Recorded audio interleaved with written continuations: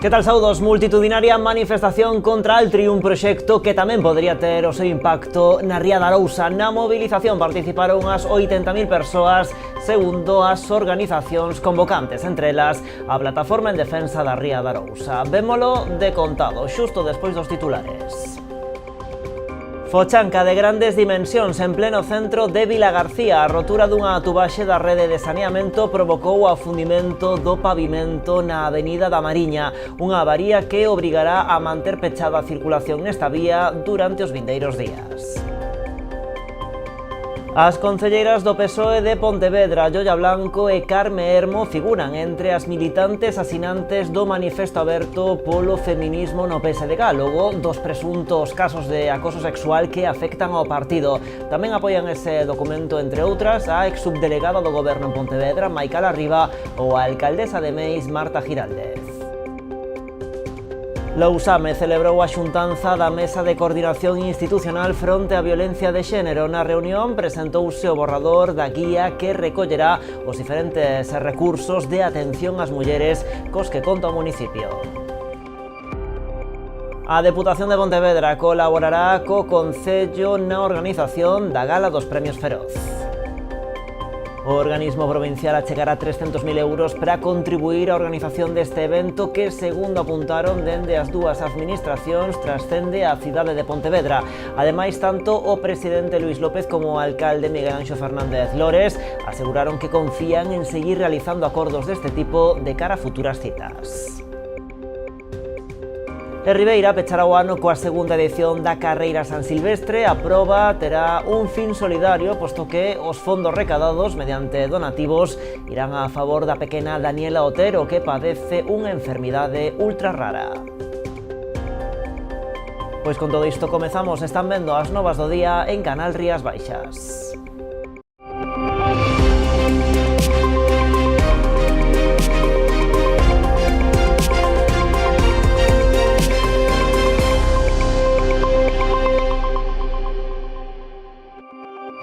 Multitudinaria manifestación en contra da instalación de Altri en Palas, un proxecto que tamén podría ter o seu impacto na Ría de Arousa. Milleiros de persoas percorreron este domingo as rúas de Santiago contra a instalación desta macrocelulosa na comarca da Ulloa.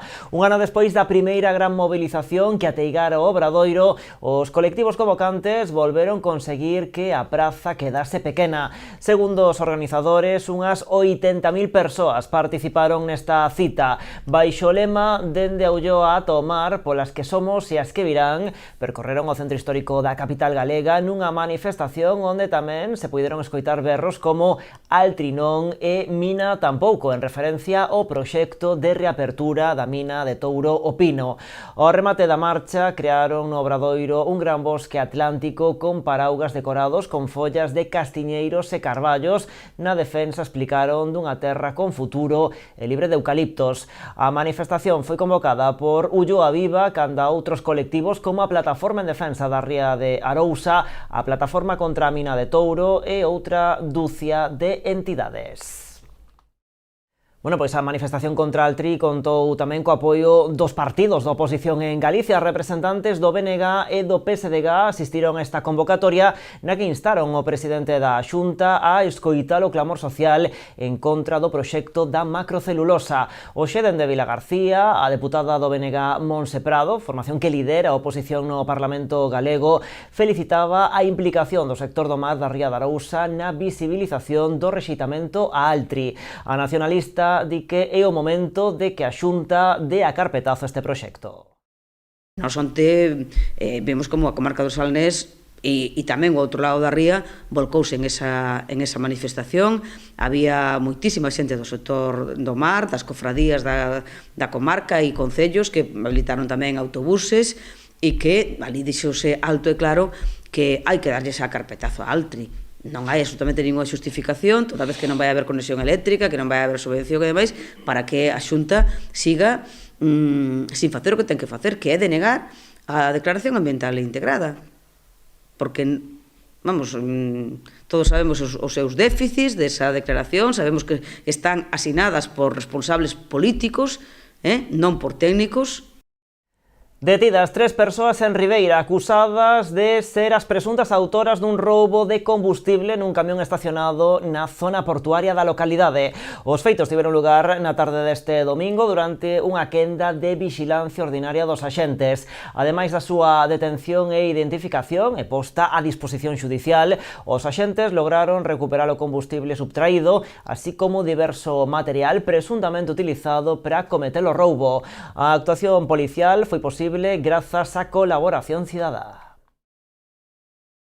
Fochanca de grandes dimensións en pleno centro de Vilagarcía. A rotura dunha tubaxe da rede de saneamento provocou o afundimento do pavimento na Avenida da Mariña. Unha avaría que obrigará a manter pechada a circulación nesta vía durante os vindeiros días. O problema xa se detectou o pasado venres cando unha barredora do servizo de limpeza quedou atrapada co afundimento do solo. Este luns os operarios xa estiveron a traballar no punto dende primeira hora. A zona na que teñen que traballar mide 15 metros de longo por 10 de fondo. A tubaxe na que hai que actuar vai a 3 metros de profundidade e está en carga, o que dá unha idea da dificultade da reparación. O primeiro que se fixo foi un bypass para poder manter o servizo de saneamento e o tempo poder traballar en seco. Esta situación obrigou o Concello de Vilagarcía a contratación de urxencia dunha empresa para asumir a reparación cun investimento de 38.000 euros. A reparación podería quedar lista esta semana en función do que vayan atopando os operarios a medida que interveñen.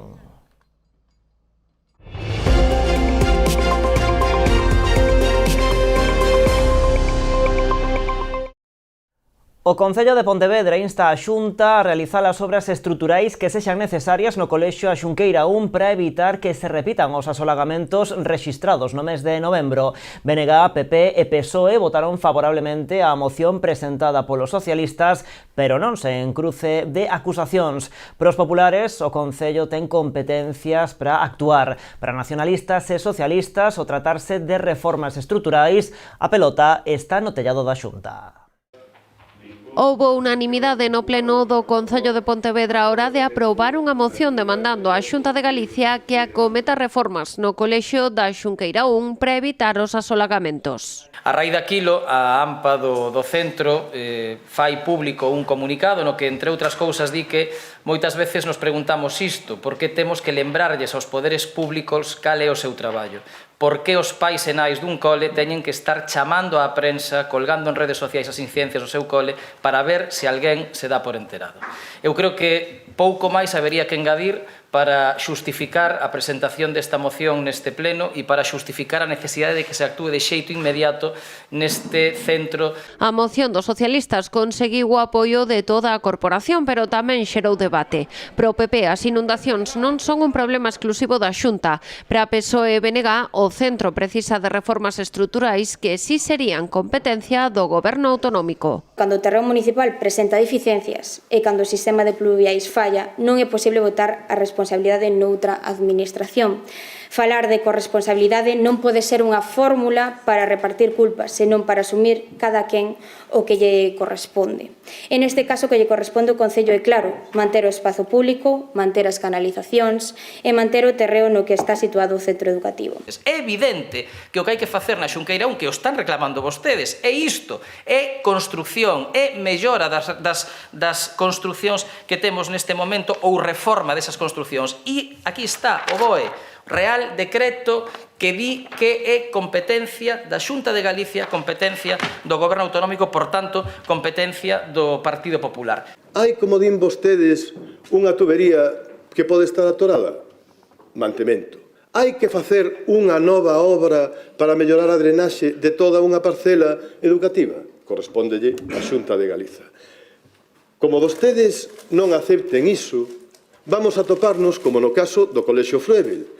15 anos mareando a perdiz cos nenos escolarizados en condicións deploráveis ata que ao final se baixen da burra, si se baixan, e poidamos mellorar a calidade do noso sistema educativo. Tamén saiu aprobada, aínda que sen unanimidade, a segunda moción presentada polo PSOE. O BNG apoiou a proposta socialista de impulsar a vía verde entre Vilagarcía e Vigo, centrándose na prolongación ata Pontevedra do treito do Salnés e continuando ata Arcade. O PP votou en contra, aínda que Domínguez insistiu no compromiso absoluto da Deputación coa vía verde, asegurou que a proposta dos socialistas non encaixa. E as denuncias por acoso sexual presentadas no seo do Partido Socialista contra cargos institucionais e orgánicos, como o caso do xa expresidente da Deputación de Lugo, José Tomé, tiveron hoxe eco no pleno de Pontevedra. As dúas edís socialistas, Joia Blanco e Carme Hermo, figuran entre as militantes asinantes do manifesto aberto polo feminismo no PSDG, que exixe unha actuación firme, transparente e coherente do partido ante os casos de violencia sexual que afectan á formación. Tamén figuran, entre outras, a exsubdelegada do Goberno en Pontevedra, Maica Larriba, ou a alcaldesa de Meis, Marta Giraldez. Hoxe, durante o pleno pontevedrés, o voceiro do PP, Rafa Domínguez, botaba man na súa argumentación destas denuncias por acoso sexual e da actuación do PSOE. Ante isto, o voceiro socialista Iván Puentes aseguraba que o Grupo Municipal de Pontevedra sempre está do lado das vítimas. Sabe onde está o Partido Socialista de Pontevedra? Todos, desde o militante número 1 hasta o último da Agrupación Socialista de Pontevedra. Está ao lado das víctimas, está en contra dos acosadores, está en contra das persoas que teñen comportamentos absolutamente denigrantes e asquerosos, por moito que sean socialistas ou da ideoloxía que sea. Dígame cantas veces a vostedes lles causou repulsión que o seu partido e que os seus conselleiros e boa parte dos militantes do Partido Popular a un exconselleiro que non é que estea simplemente denunciado, que está imputado e do que sabían 5 meses que levaba imputado por agresión sexual a unha muller, lle fan el paseillo, le aplauden e lo jalean cando dimite da Xunta de Galicia. Por tanto, novamente, leccións déanolas cando vostedes apliquen ese mesmo criterio e ese mesmo raseiro na súa casa. E o Parlamento de Galicia aprobará este martes os orzamentos da Xunta para 2026, unhas contas que superan os 14.200 millóns de euros e que non convencen o BNG do Salnés. Os nacionalistas presentaron unha batería de emendas para a comarca por un importe de 37 millóns de euros para melloras en sanidade, servizos sociais ou saneamento e rexeneración da ría de Arousa. Lamentan que o PP aplique o seu rolo parlamentario para non ter en conta ningunha destas peticións.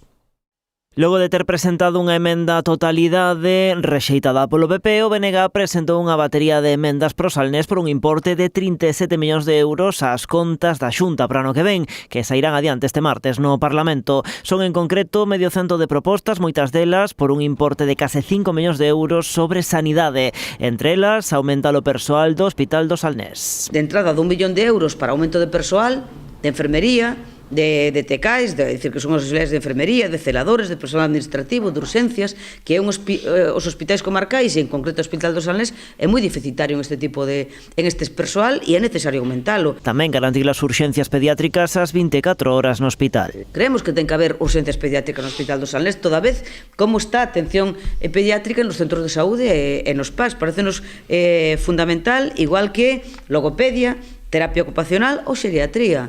O Hospital do Salnés non ten estas dotacións. En política social, emendas por 5,5 millóns de euros para a ampliación das escolas infantís do Grove, Cambados e 4 novos centros de día para a comarca. Necesarios, é o caso do Grove, o caso da Illa, é o caso de Meaño, o caso de Vilanova.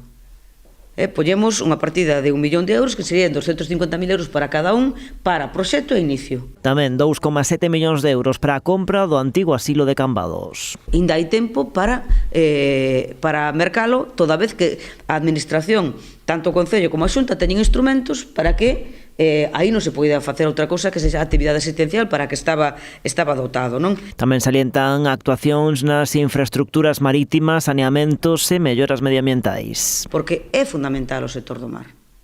É fundamental o mar e o que é o saneamento. É dicir, para que deixemos de contaminar o ben tan preciado como é a Ría de Arousa ou infraestructuras. En materia de ensino propoñen case 1 millón de euros, así como medio millón para o cuarto xulgado de Vilagarcía, outro tanto para un plan para a desestacionalización do turismo e 2,5 millóns de euros para actuacións na rede viaria.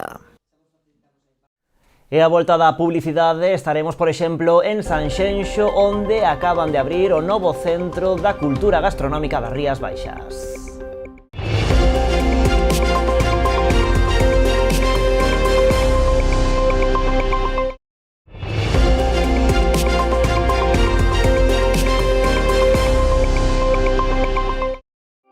Aquí estamos nas novas en Canal Rías Baixas. A alcaldesa de Ribeira, María San Pedro, remitiu unha carta a Correos para solicitarlle a cobertura do carteiro ordinario que traballa na parroquia de Carreira. Segundo explicou a rexedora, o reparto a día de hoxe está actualmente adscrito á carteira de Aguiño, un feito que está a xerar atrasos na recepción das cartas provocados pola acumulación de traballo ante a ausencia dunha persoa que cubra esa vacante de Carreira. Por esta razón, a alcaldesa pide a Correos que reconsidera a súa decisión e cubra a vacante cunha persoa que reparta o correo ordinario de maneira asidua para restablecer un servizo básico para esta parroquia. Lousame celebrou a xuntanza da Mesa de Coordinación Institucional fronte á violencia de xénero. Na reunión presentouse o borrador da guía que recollerá os diferentes recursos de atención ás mulleres cos que conta o municipio. O Salón de Plenos do Concello acolleu unha nova xuntanza da Mesa Local de Coordinación Institucional fronte á violencia de xénero. Presidida pola concelleira de Igualdade e Servizos Sociais, Silvia Grafojo, na reunión presentouse o borrador da guía que recolle os diferentes recursos de atención ás mulleres e promoción da igualdade, cos que conta o municipio, e que estará disponible para a vindeira reunión da mesa. No transcurso da sesión tomouse tamén coñecemento das actuacións levadas a cabo no ámbito municipal, na área de formación en prevención da violencia contra as mulleres, e a concelleira Silvia Grafojo aproveitou para dar conta das actividades realizadas para conmemorar o 25 de novembro, como as sesións formativas realizadas no CPI Cernadas de Castro ou a campaña Abrígate no Botrato. Que chamamos Abrígate baixo paraugas do Botrato, en colaboración co Colexio CPI Cernadas de Castro. E esta campaña xirou en torno á prevención da violencia mediante a promoción do botrato tanto na parella como na familia e nas amizades, co obxectivo de que poidamos distinguir que aspectos ou factores nos protexen e cales serían os factores de risco. E durante o mes de novembro tamén a veciñanza pudo compartir esta campaña nas súas redes e tamén participar directamente, de xeito individual ou grupal, como entidades e asociacións. Seguimos con outros asuntos. O Centro da Cultura Gastronómica das Rías Baixas xa é unha realidade. O espazo, situado no Pazo de Quintáns, en Sanxenxo, foi inaugurado esta fin de semana polo presidente da Xunta, acompañado polo presidente da Deputación e o alcalde de Sanxenxo. As distintas estancias do Centro da Cultura Gastronómica contan con diferentes paneis interactivos e experiencias didácticas centradas na nosa gastronomía, na orixe dos produtos da nosa terra e na paisaxe. Conta tamén cunha sala de degustación. Ao mesmo tempo, o complexo será a sede tamén da Concellería de Turismo. Sanxenxo fíxose con este pazo e agora 20 anos por 1.200.000 euros e dende o 2019 este BIC experimentou unha fonda rehabilitación con fondos municipais, europeos e estatais. O proxecto de transformación no Centro da Cultura Gastronómica das Rías Baixas foi financiado ao abeiro do Plan Territorial do Litoral, impulsado pola Xunta e dotado con máis de 29,3 millóns de euros de fondos europeos Next Generation. No acto de inauguración, o presidente do Goberno galego apostou por seguir fomentando iniciativas turísticas que contribúan á diversificación da oferta e á desestacionalización da afluencia de viaxeiros, co obxectivo de seguir avanzando, dixo, cara a un turismo de calidade e sustentable. A segunda parte máis importante que ten e do que vive Sanxenxo é da gastronomía. Polo tanto, había que vincular todo este espazo, toda esta finca, todo este edificio, vinculalo á gastronomía. Nos queremos que este espazo non sea utilizado solamente polo Concello de Sanxenxo, sea un referente en Galicia. Nos queremos que este espazo sea o embaixador desa Galicia calidade. Sanxenxo vive do turismo, pero aquí o turismo está representado neste espacio. Que pretendemos aquí? Pois exactamente o que se falou. Aquí saben moita xente no Brao. E está moi ben, que aquí non sobra ninguén. Aquí damos a benvida a todo o mundo. Esas cousas que hai por aí dicindo que xa temos demasiada xente, que non teñen que vir aquí. Non, aquí non sobra ninguén. O que temos que conseguir é que, primeiro, que a xente veña cada vez máis repartida durante o ano. Vai ser inevitable que veña os meses do brao, porque cando a xente pode descansar, ten vacacións, pero cada vez hai máis xente que pode vir durante todo o ano.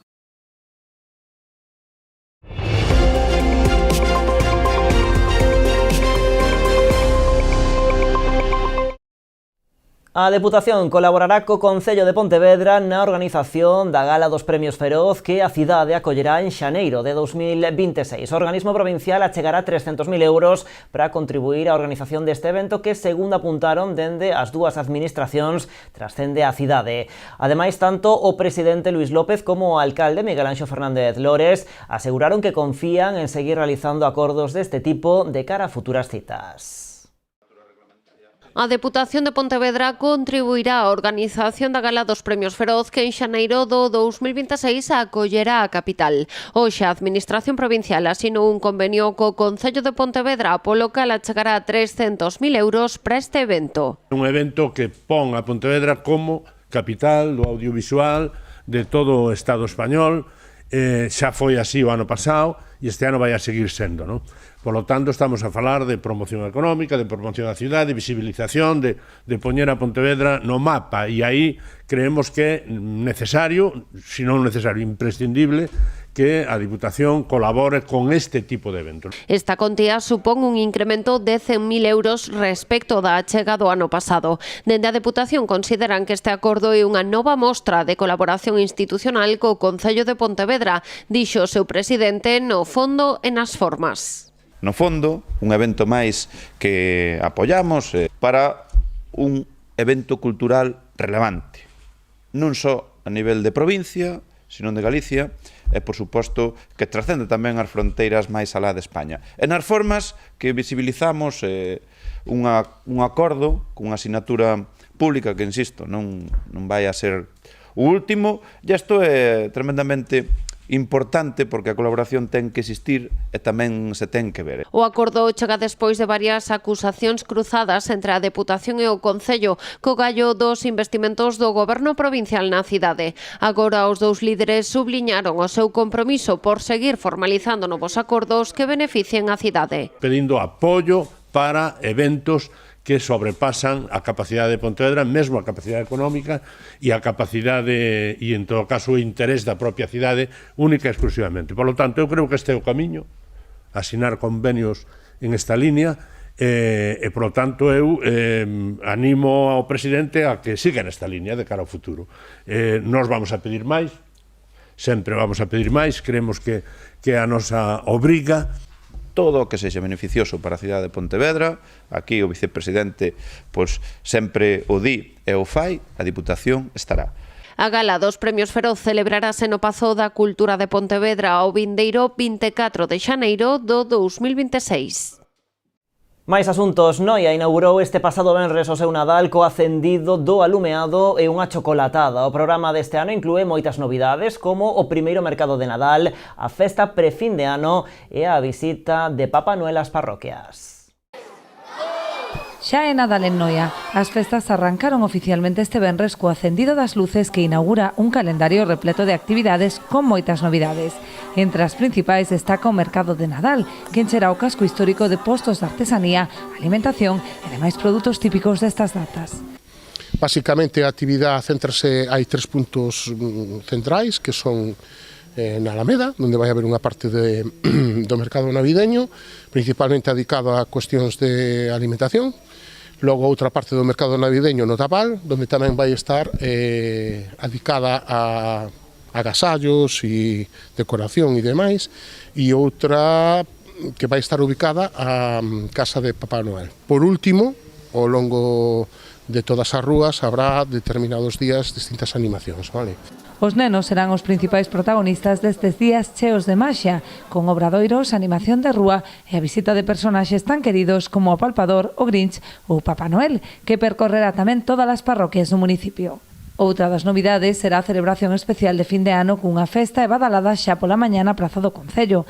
E pola noite, aqueles que aínda desexen seguir coa celebración poderán facelo nunha carpa climatizada que se instalará na Praza do Curro con animación de disco chocolate. Dentro do mercado navideño vamos ter a Casa Papá Noel, que é sábado e domingo, que é 20 e 21.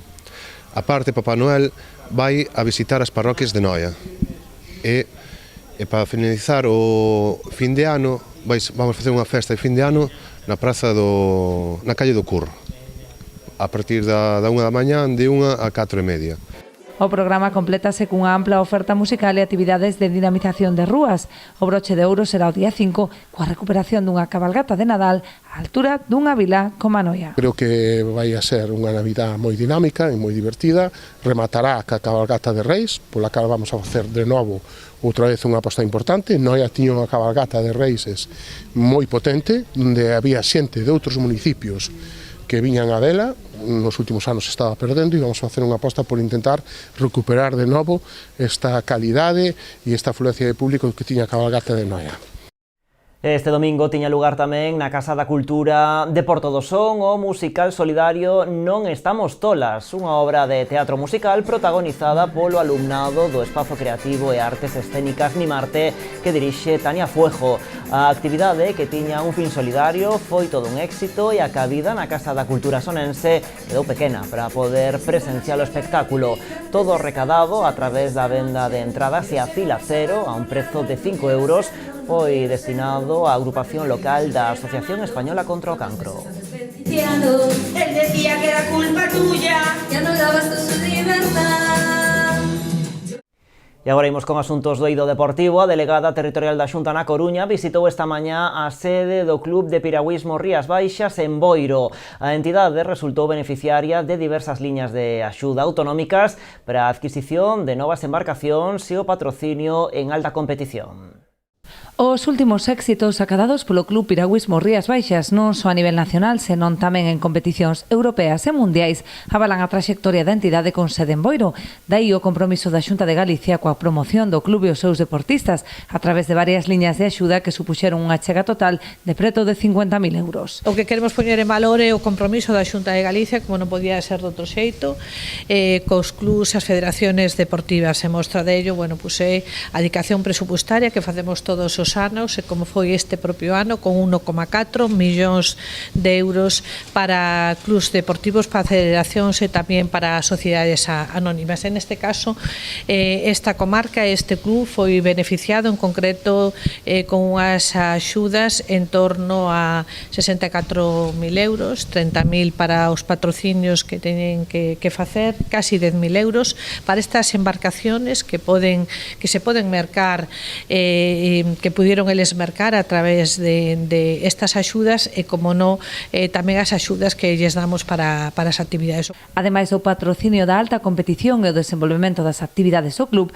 a achega autonómica permitiu a adquisición de 3 embarcacións cada un. Podemos comprar 3 embarcacións K1s, que son embarcacións individuales e unha embarcación doble. Embarcacións que vamos usar tanto nas competicións nacionales, tamén hai a posibilidade de usarlas nas competicións internacionales, porque temos na entidade diferentes padexeiros que van a competicións internacionales a nivel de maratón, campeonatos de Europa, campeonatos do mundo. Entonces son embarcacións que se han de usar tamén a nivel internacional.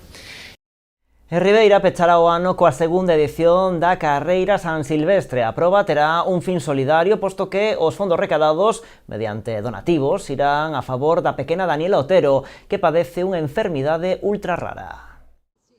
Deporte, festa e solidariedade. Estes son os 3 piares da segunda edición da San Silvestre, que se celebrará o día 31 na pista de atletismo da Fieiteira.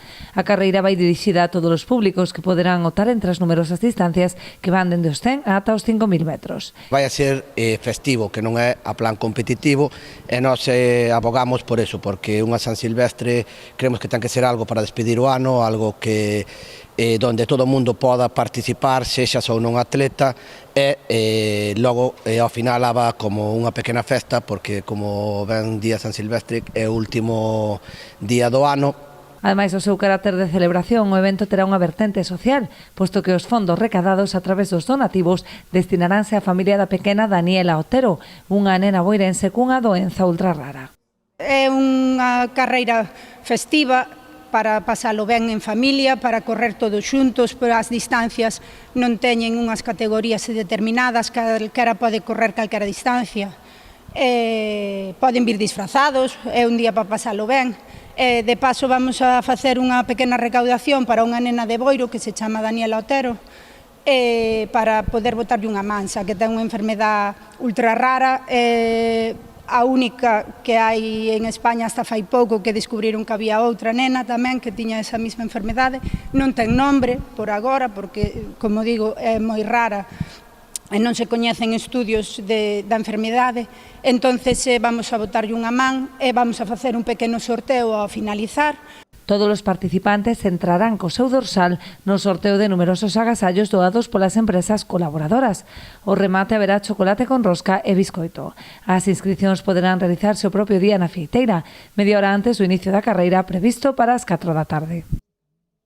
Pois así, con esta San Silvestre solidaria de Ribeira, rematamos por hoxe. A actualidade continúa en canalriasbaixas.com e tamén nas nosas redes sociais. Como sempre, graciñas por estaren aí.